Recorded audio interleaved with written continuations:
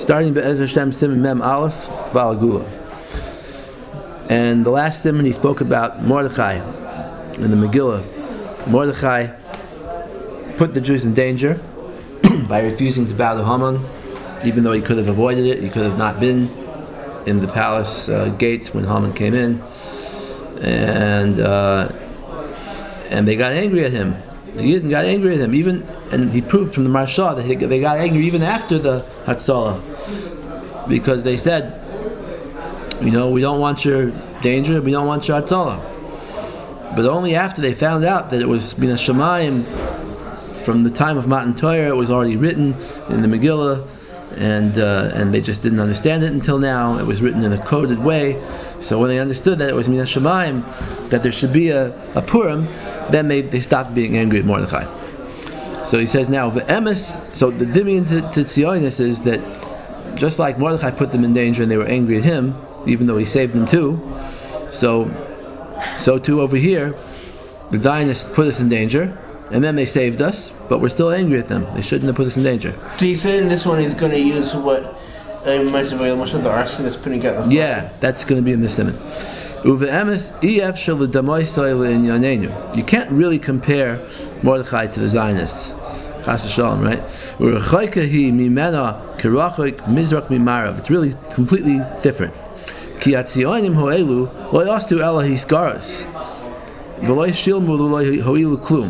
That by Mordechai we said he aroused Haman's anger, but he also saved the Jews, right? They all got saved. Not one single Jew was killed.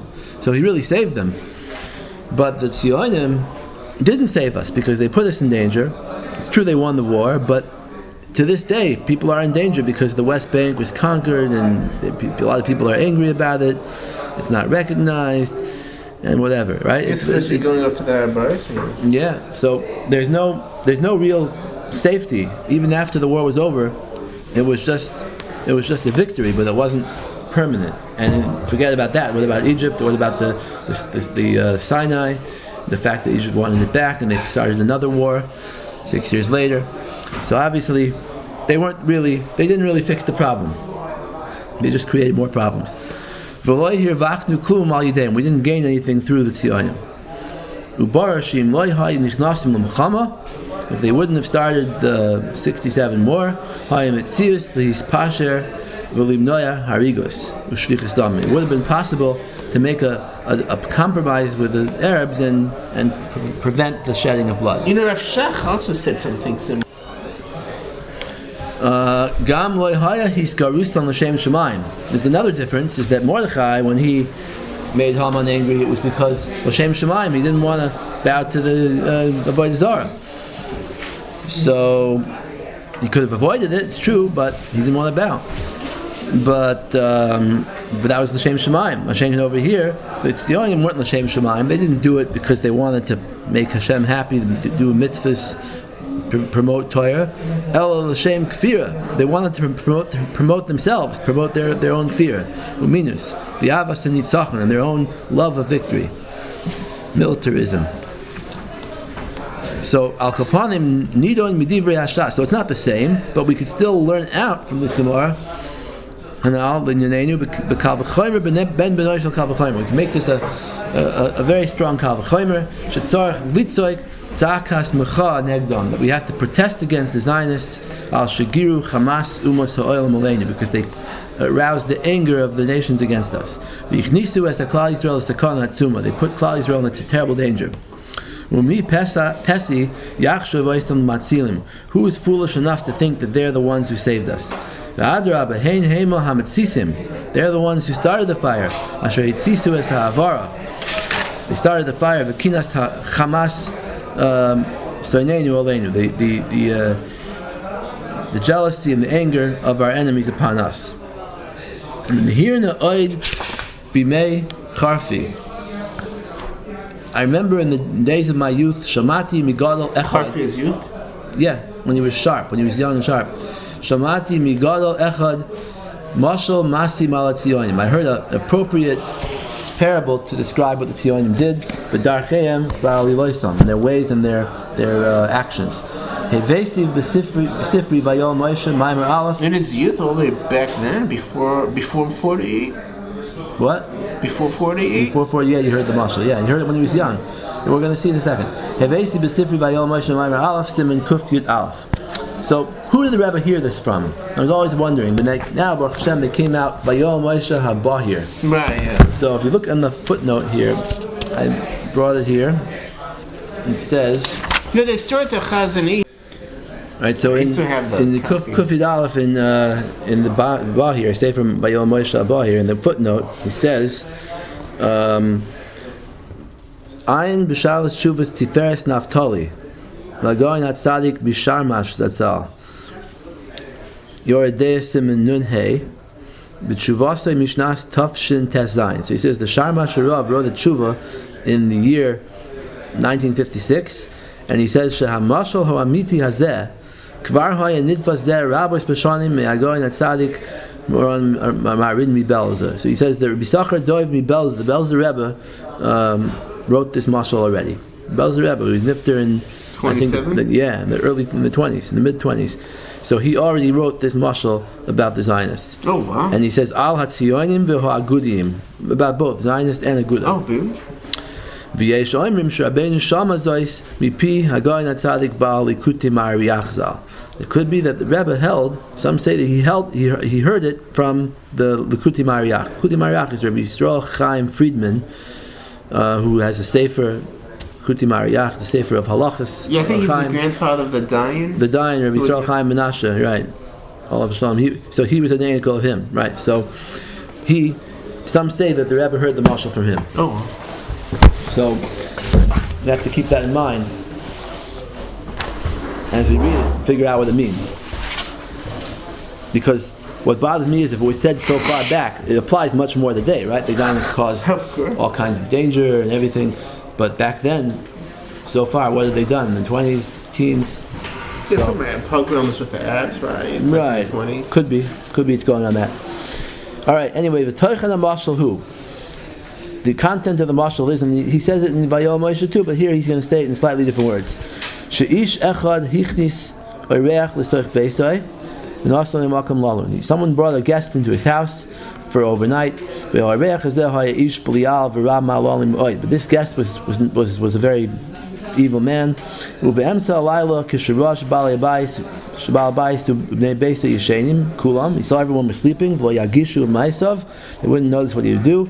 Halach balat v'sam es kanei asreifa b'machavoy. He went secretly and he lit a match in a hidden place.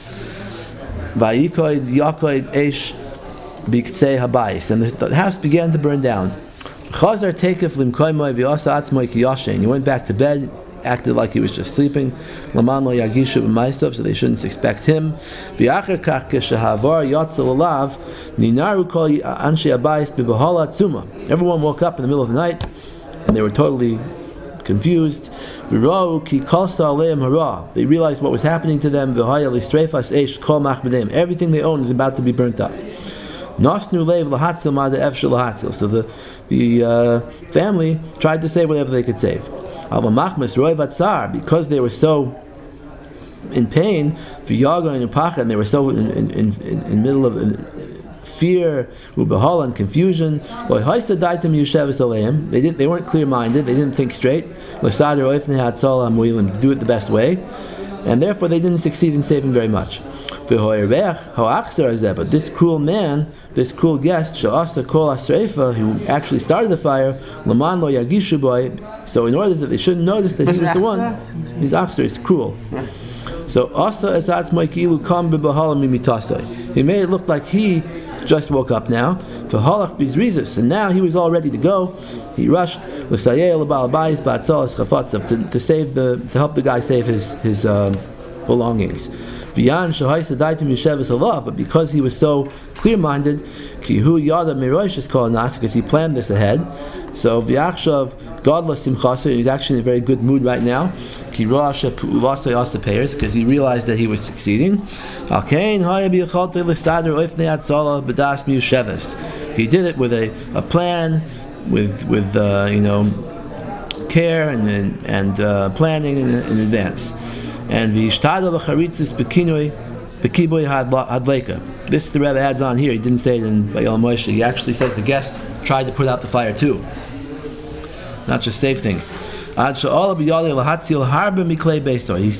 a lot of the furniture in the house, all the important things, the expensive things. He saved his money. He saved his jewelry. It wasn't all burnt up. Only a little bit of the house that was caught on fire got burned. And the fire burned on that. Those things got burnt. And they were destroyed in smoke. Those things he couldn't save. But he did the whole thing as a trick, as a technique. He didn't mean it to save him, just so they shouldn't suspect him of lighting the fire. They shouldn't refrain from inviting him next time. He said, next time I'll have a better opportunity. I'll burn everything they own. And then he'll do exactly what he planned and desired to do.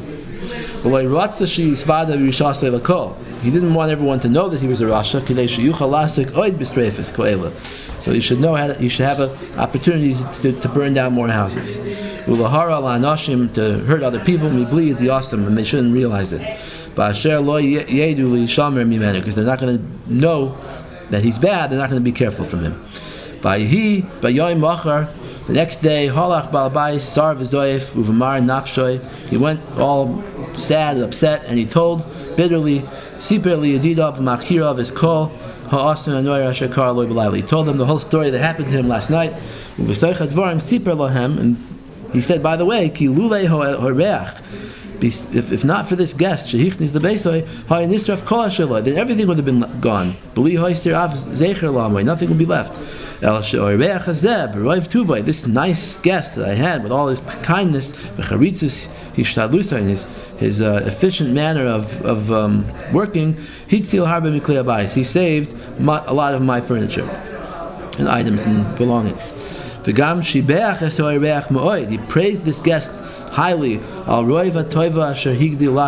because he did such a great favor for me.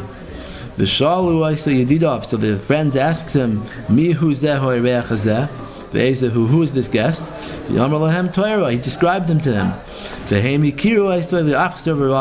And they knew him as a Rasha, as a bad guy, a gangster who always does these things. And they laughed at the Balabais. They said, you should know, if not for that guest, you wouldn't have had any fire. He's the one who burned it. He's not the savior. He's don't, and so now be very careful. Don't let him into your house again. If you're going to have a connection to him again,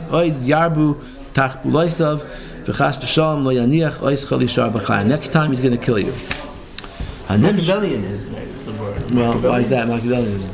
Isn't Machiavellian to make problems different? When they say Machiavellian, what does it mean? They mean that you do anything necessary to achieve your goal. So that's what it is. They think it's necessary to make a fire so you could be the savior. No. So you're looking at it that he wants to save. So the question is, what does this guy want to do? The Iker, what does he want to do? He wants to destroy the house. You read the mashal plain, it sounds like he's saying he really wants to destroy the house. Just he couldn't get away with it this time. So this time he made himself like a good guy so that next time he could burn the house. But what do the Zionim really want to do? Does the Zionim want to kill every Yid? No. They want to make themselves important. They want to make themselves in power, right? Make everybody follow them. So I think that's the mashal. Remember that quote I showed you a few weeks ago from Davar? Remember I showed you that? I don't remember I showed you that book 2 weeks ago from Ariel Sharon. Said he's willing to bomb synagogues in order to make the diaspora dependent on the Jews. I showed you 2 weeks ago. Oh, right. Yeah, so that's what it is. Whatever you need to do in order to achieve your goal. So in this case, what's the goal? The goal is to remain in power and relevance, and people should say, yeah, the Zionists are the new the new Jews. That's what Judaism is. It's a state. It's people, the army that has to protect Jews. So in order to remain relevant, they have to keep on causing danger. So on Nimshal, move on. So what's this compared to? This is compared to the Zionists. Luminehem, all the different kinds of Zionists. Misparim b'shikrusam leimor kihema matzilim. They falsely pride themselves on being the saviors who saved us a pleta hanisheres. Means like the I guess the Holocaust survivors.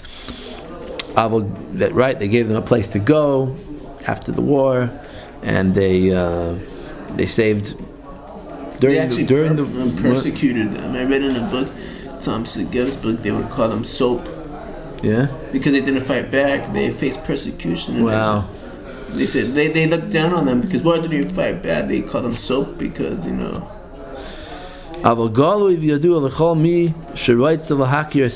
Everyone knows the truth knows they caused all the Churbanos. They caused even the Holocaust too. And they caused the killing of the Jews because they started and they provoked the nations. And this is more relevant to the Zionists in the state, that they wanted to have a war, so they provoked the nations to have a war, so they should be able to win the war and be in power. This is what they did all the years, from the time the state was established until now. And the same thing is this war in 67. We're going to explain this clearly, that they didn't need to fight a war; they just did it in order to be able to fight back and be in power and get people to follow them, make the people think that they're matzilim. Anybody who's not blinded can see this. Now the Zionists are boasting and saying, they're the saviors. The reason why they're trying to be saviors is so we shouldn't notice their bad actions also, and they'll be able to continue ruling over Jews and making shmad and yidden, right? And continuing in their evil ways. But it's a great danger if we let them continue to provoke the nations. Any man who Hashem has granted wisdom is yisrachik behem. You should stay far, as far as possible, and kick them out of all Jewish communities. Now, in the time of the Belzer Rebbe, I'm just trying to think who was doing this, who was provoking the nations. So he said maybe that he's talking about the pogroms in not Hebron, that was later, but maybe in I think 1919 maybe. Jaffa pogrom, yeah. Or there were other uprisings in those years also against the Balfour Declaration, right? Arabs were angry at the Balfour Declaration. So it could be he means that. It could also be he means Herzl. In the time Herzl used to go to different leaders and tell them that the Jews are a nation separate from your nation, and you have to let them support our plan because you don't want Jews in your country. That's the whole theme of it. The anti-Semites are our best friends. Anti-Semites are the best friends, right? So could be they're referring to that too. There's a book called The Against Our Better Judgment.